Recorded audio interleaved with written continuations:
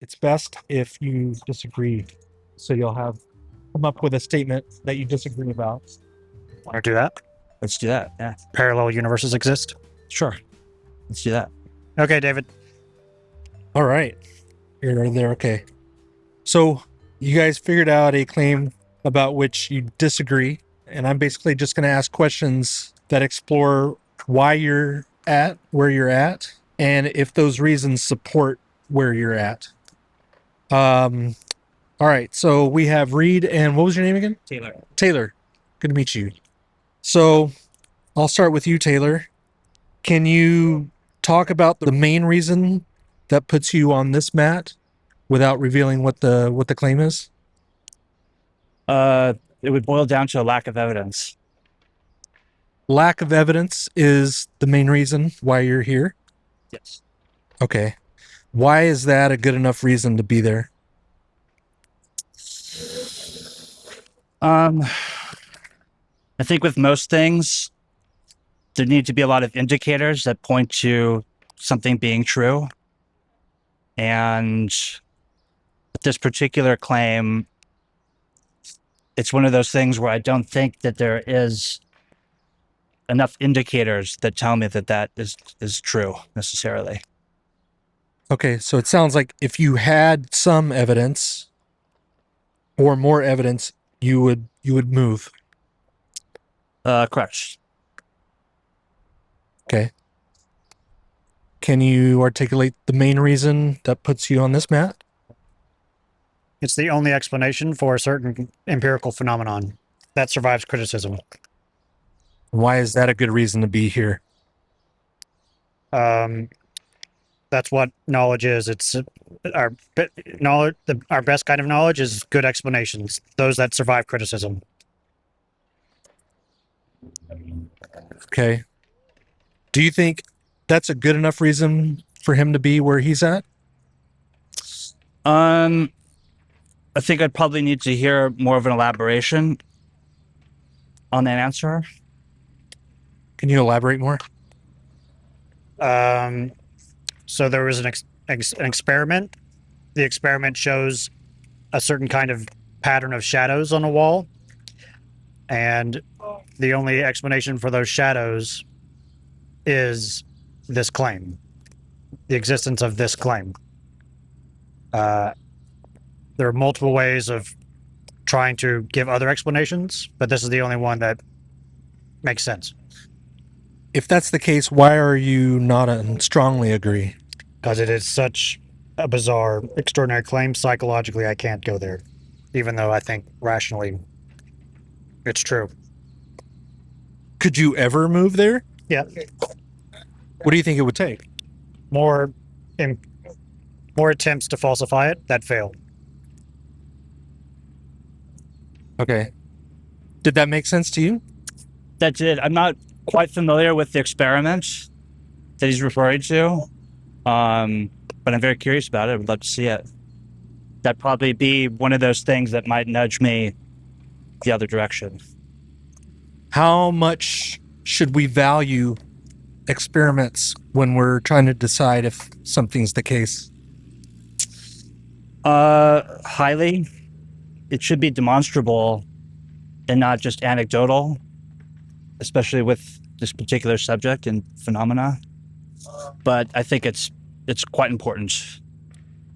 Have you used your reason for something else before?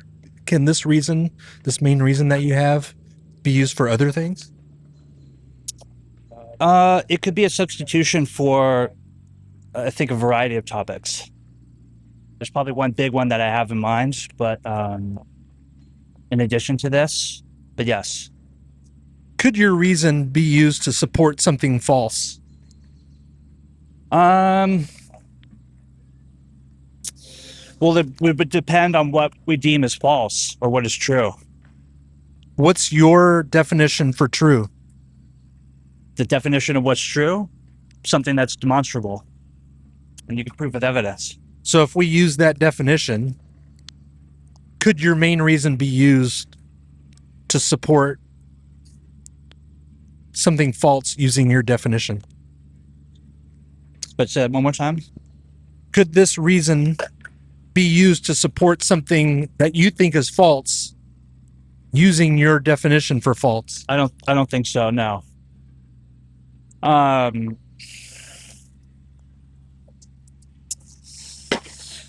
The subject matter is quite elusive, so it's hard. The true, what's true and what's false is kind of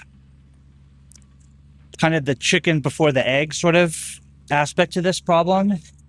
But again, it's sort of the reason why I'm standing here is, at least in my own knowledge and research and things that I'm aware of, I haven't seen much that's convinced me to stand on the opposite side.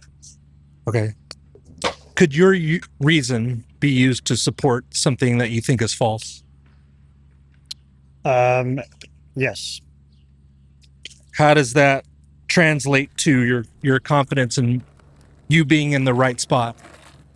Just because a kind of reason can be used for something else to make it false doesn't mean it's not a good reason for this one. In the end, basically all of our theories were trying to be false in the future anyway, because we'll be revising them, finding problems within them, criticizing them, and making them better. So this theory will be false eventually anyway, as most of our things will. So, but at the current moment, there are no valid criticisms to make it false. Would you say that the quality of a reason is affected by the claim that it supports? The quality of a reason depends on its explanation. It's trying to. It's connected to explanations for attempting to solve problems is how knowledge works. So you can have reasons for thinking an explanation is a good solution to a problem, or reasons to think it's bad. So, yeah. Is this a knowledge claim or a moral claim or a predictive claim? It's an empirical knowledge claim, yeah. Okay, and your main reason is experiments? The explanation of the result of experiments, yeah. Okay. Have you ever used that reason to support a conclusion? It's the best explanation based on experiments? That it's demonstrable with experiments and evidence, yes. For something else. Sure. So what do you think? This isn't technically demonstrable. If by demonstrable you mean like you can experience it with your senses directly, this is not that type of thing. It is an indirect. This is evidence in the experiment is indirect evidence.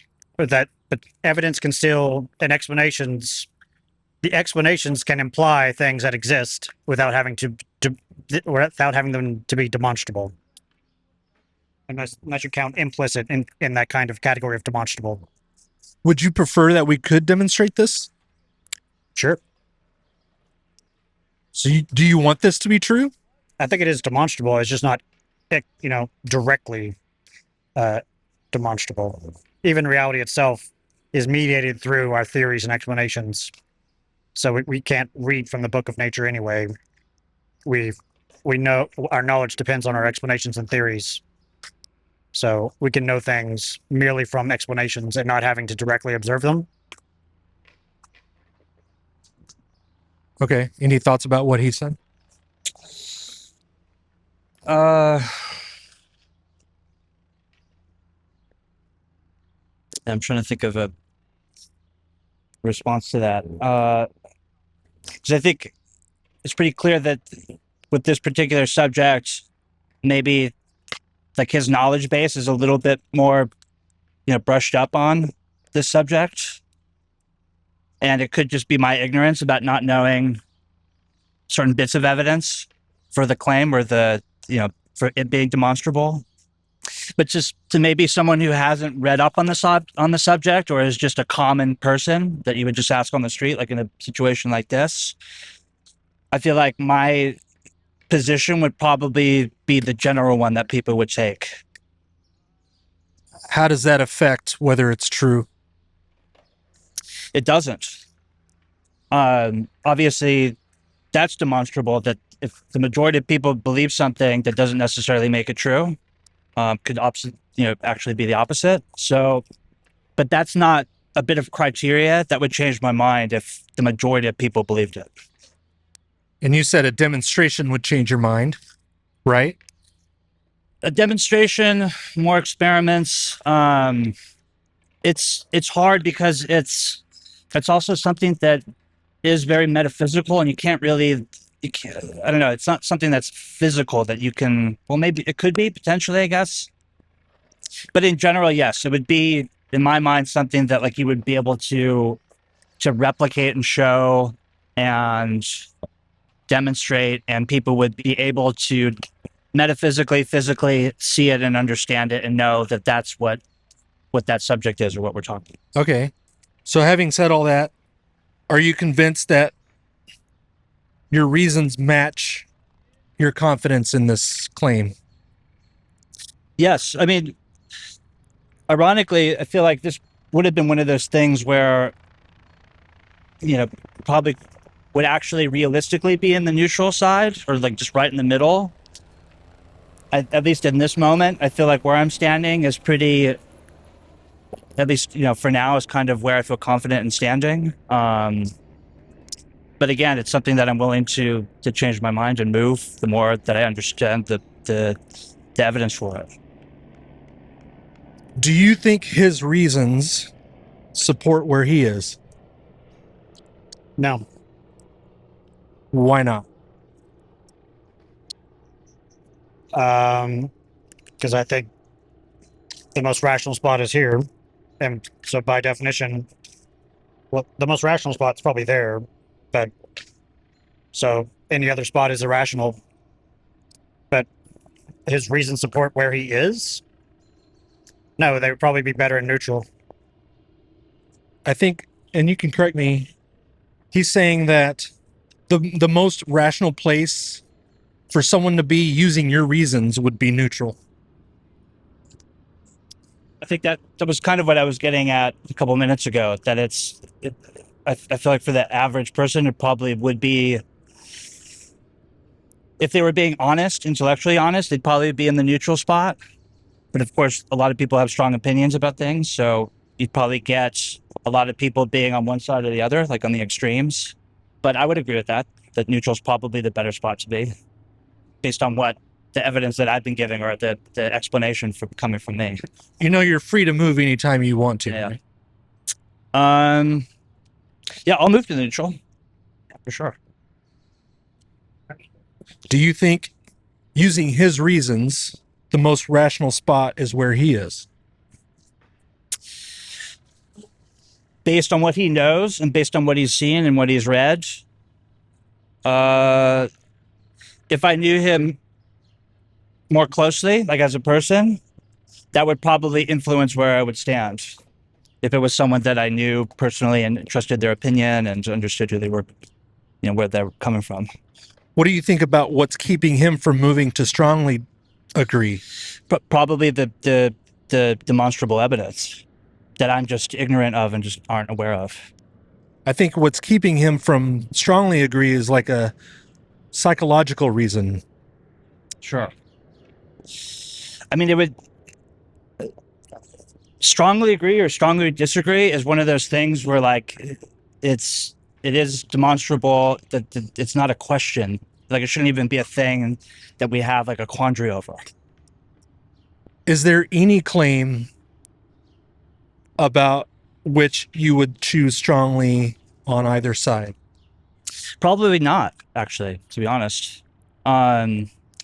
If it was something as simple as the grass is green, probably. If that's something that we both are observing and we can see.